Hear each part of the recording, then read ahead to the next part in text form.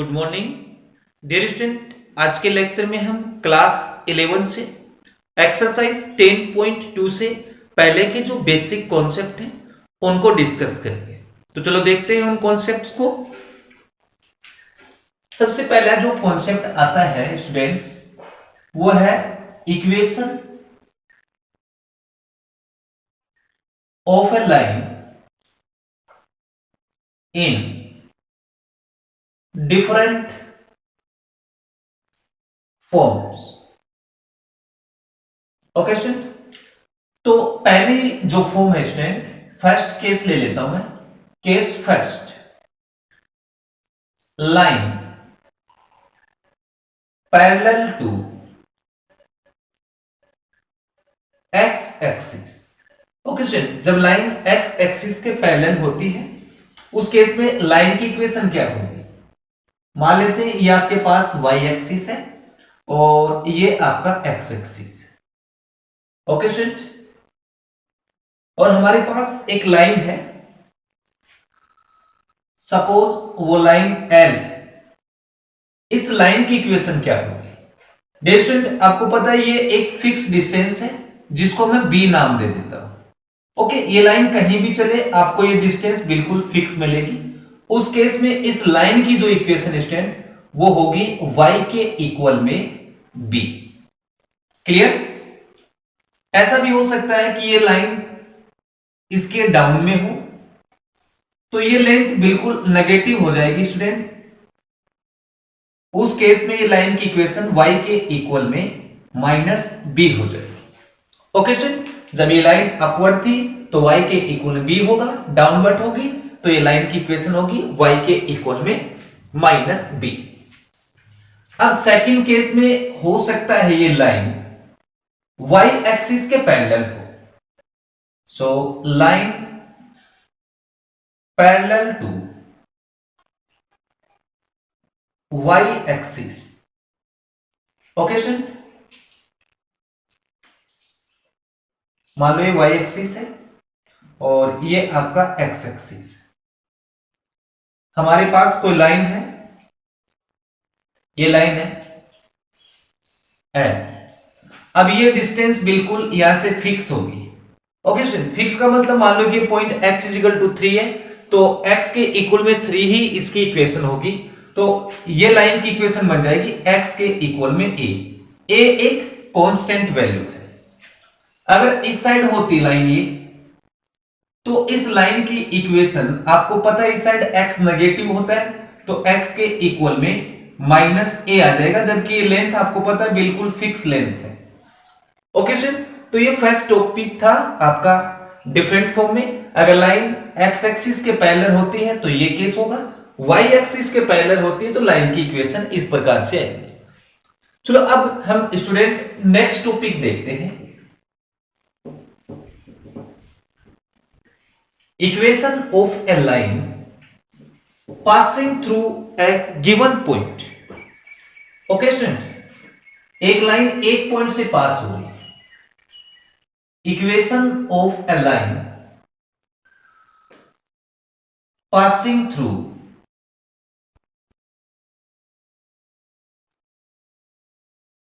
Given point और साथ में इसका स्लोप भी है m। Okay, with slope m। और इसको ऐसे बोला जा सकता है पॉइंट स्लोप फॉर्म। ठीक है ना स्टूडेंट, इस बात को हम ऐसे समझते हैं कि हमारे पास कोई लाइन है। ओके स्टूडेंट, हमारे पास एक लाइन है जो एक पॉइंट से पास हो रही। मान लो कि ये लाइन है और ये पॉइंट जो पास हो रही वो ये है P, जिसके कोऑर्डिनेट x1, y1 है और इस लाइन का जो स्लोप है आपको क्वेश्चन में m दे रखा है। ओके, उस केस में उस लाइन की इक्वेशन क्या होगी वो हमें बताना है। तो इसके लिए हम स्टूडेंट इस लाइन पे एक मूविंग पॉइंट देखते हैं, जनरल पॉइंट। ओके, वो पॉइंट मान लो कि Q है। हो सकता है इस लाइन पे बहुत सारे आपको पॉइंट मिल जाए, मैं एक पॉइंट की बात कर रहा हूं, उसको बोलते हैं आपका जनरल पॉइंट। तो वो पॉइंट Q है जिसके कोऑर्डिनेट है x, y। अब ये लाइन आपको दिख रहा है स्टूडेंट P और Q से पास हो रही है। ओके, तो अगर ये लाइन 2 पॉइंट से पास हो रही है तो उस केस में लाइन का जो स्लोप है स्टूडेंट वो क्या होगा, y minus y1 upon x minus x1। Understood. अब इसको इधर शिफ्ट करेंगे, सो हमारे पास आ जाएगा y माइनस y1 के इक्वल में m into x minus x1। ये आपकी रिक्वायर्ड लाइन की इक्वेशन हो गई जो एक पर्टिकुलर फिक्स पॉइंट से पास हो रही थी, उसकी इक्वेशन है ये। ओके स्टूडेंट, अब हम नेक्स्ट टॉपिक ले रहे स्टूडेंट। इस केस में ये लाइन एक पॉइंट से पास हो रही थी। अब जो हम टॉपिक ले रहे स्टूडेंट वो लाइन 2 पॉइंट से पास हो रही है। Okay, equation of a line passing through 2 points. Okay, तो ये केस कुछ इस प्रकार से है। ये आपका x एक्सिस और ये आपका y एक्सिस, और ये कोई लाइन है L। ओके, जो 2 पॉइंट से पास हो गई है। मान लो ये पॉइंट आपका P है जिसके कोऑर्डिनेट x1, y1 है, और दूसरा पॉइंट Q जिसके कोऑर्डिनेट x2, y2 है। इस केस में हमारे पास लाइन का स्लोप नहीं है। ओके, अब देखो स्टूडेंट, ये लाइन एक बार मान लेते हैं कि इस P पॉइंट से पास हो रही है।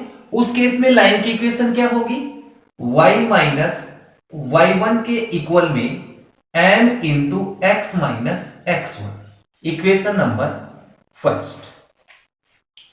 अब ये जो लाइन है स्टूडेंट जो हमने अभी फाइंड आउट की है वो इस पॉइंट से पास हो रही है।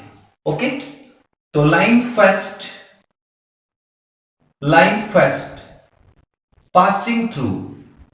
passes through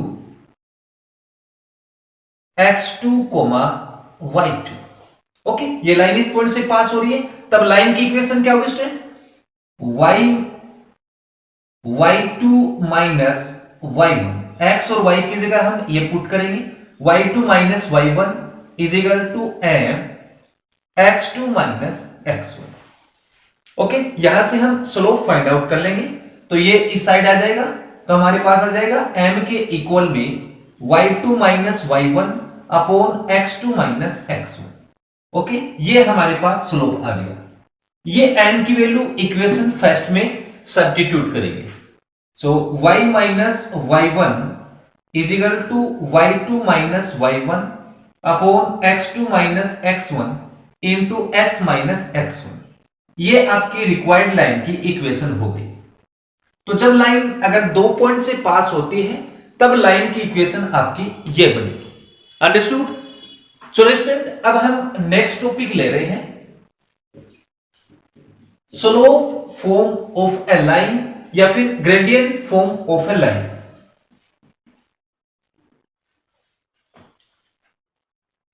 स्लोप और gradient form of a line.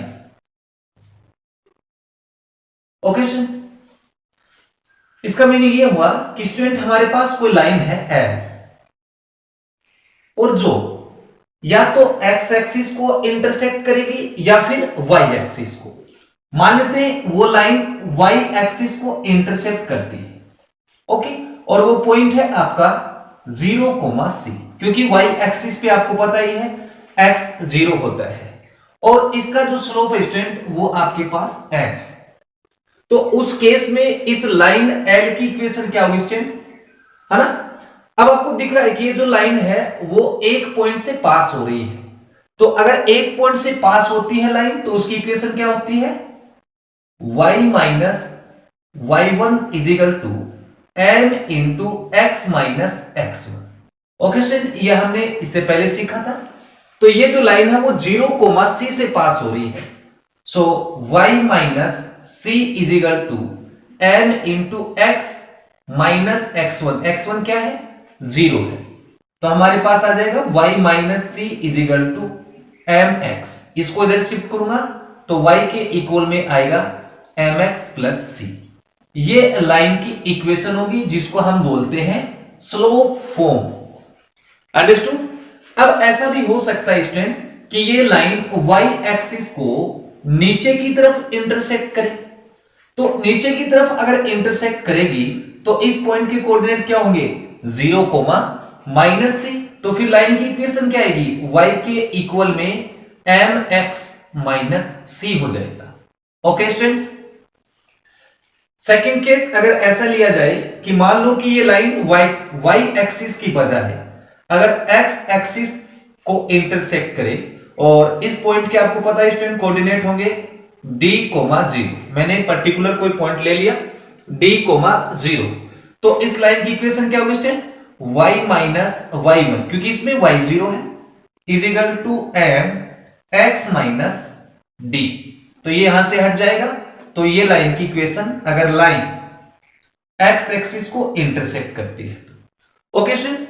चलो अब हम नेक्स्ट टॉपिक देखते हैं कि मान लो ये लाइन आपकी ओरिजिन से पास हो रही है।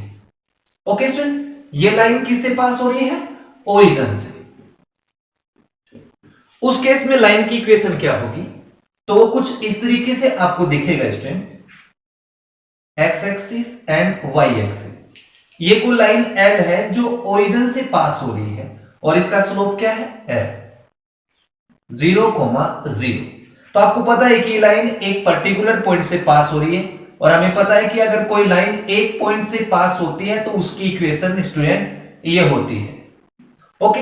इसमें x1 और y1 दोनों ही क्या है 0 है। तो लाइन की equation y minus y1 0 m into x, ये भी आपका 0 हो जाएगा।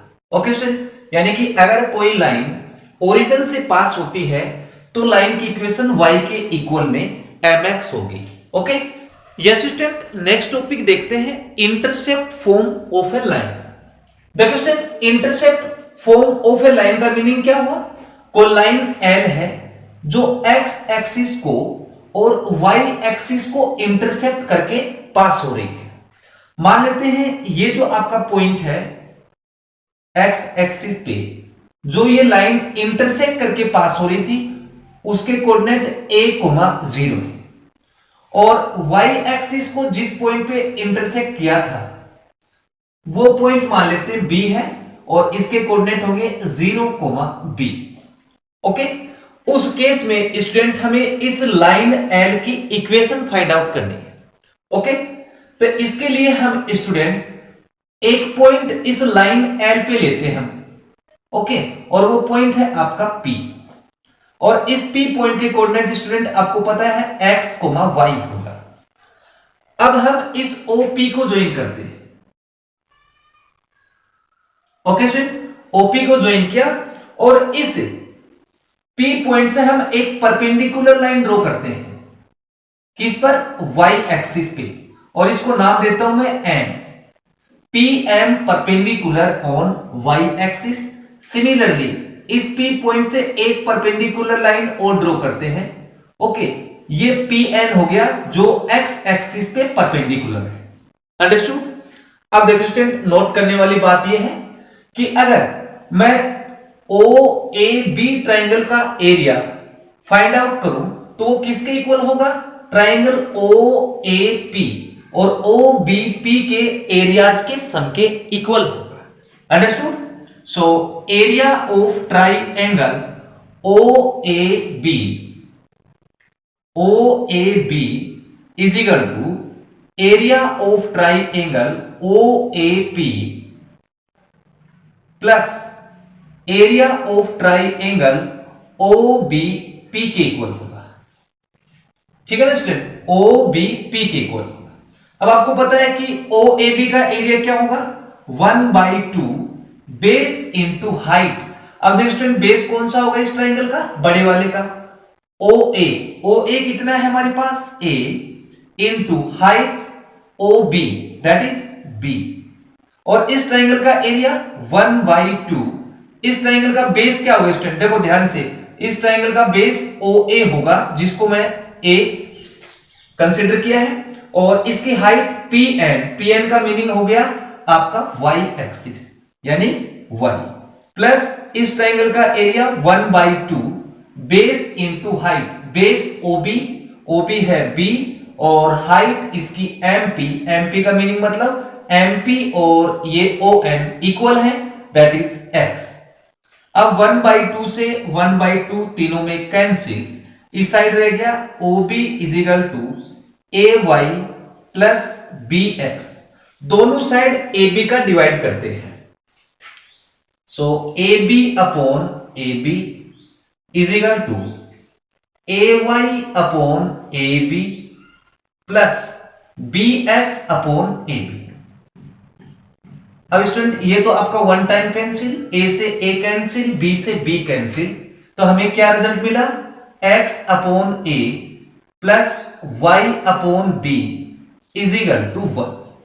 ये आपकी लाइन की इक्वेशन होगी। ओके, और इसको बोलते हैं intercept form of a line. Understood? Yes student, next topic देखते हैं, normal form of a line. देखो student, normal form of a line का मीनिंग क्या हुआ कि ये कोई लाइन एल है, ओके, और इस लाइन एल पर ओरिजिन से एक परपेंडिकुलर लाइन ड्रॉ की गई है जो क्या है OA। ओके, आपको ये क्वेश्चन में इंफॉर्मेशन गिवन है और ये OA है, इसकी लेंथ है P, यानी कि जो परपेंडिकुलर लेंथ है वो क्या है आपके पास P, और साथ में आपको जो OA दे रखा है वो x एक्सिस की पॉजिटिव डायरेक्शन से थीटा एंगल बना रहा है। उस केस में आप इस लाइन L की इक्वेशन फाइंड आउट करो। ओके, तो देखो इस लाइन की इक्वेशन फाइंड आउट करने के लिए स्टूडेंट हमें इस A के कोऑर्डिनेट चाहिए और हमें इस लाइन L का स्लोप फाइंड आउट करना है। तो उसके लिए हम यहां थोड़ा कंस्ट्रक्शन करते हैं। हम इस A पॉइंट से स्टूडेंट एक परपेंडिकुलर लाइन ड्रॉ करते हैं x एक्सिस पर। Okay, so draw AM perpendicular on x axis. Clear? अब ये आपके सामने एक राइट एंगल ट्राइंगल हो गया। क्लियर?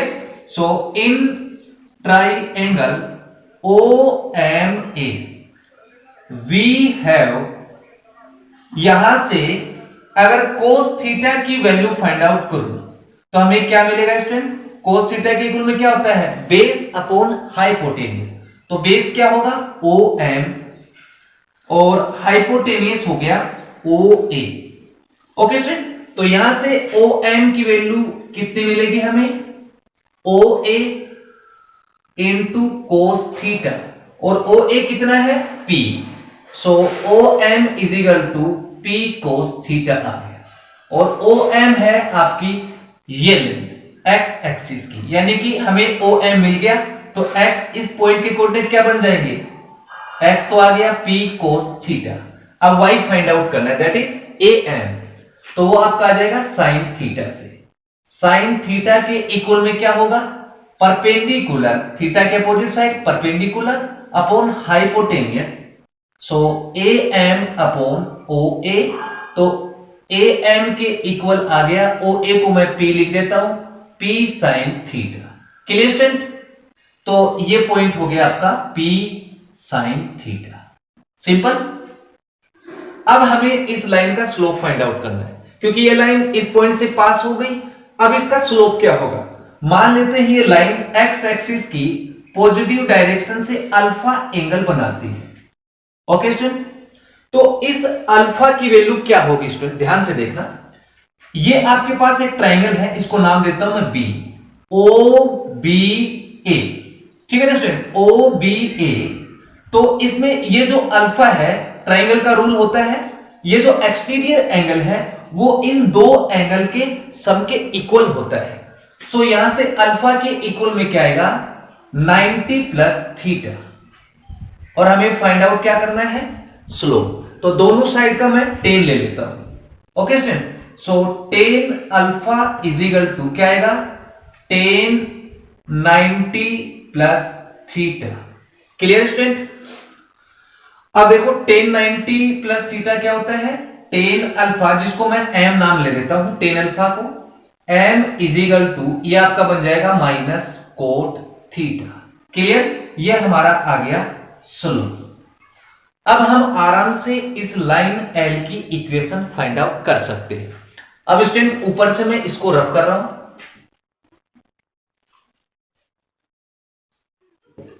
ओके, ये स्लोप आपको ध्यान रखना है।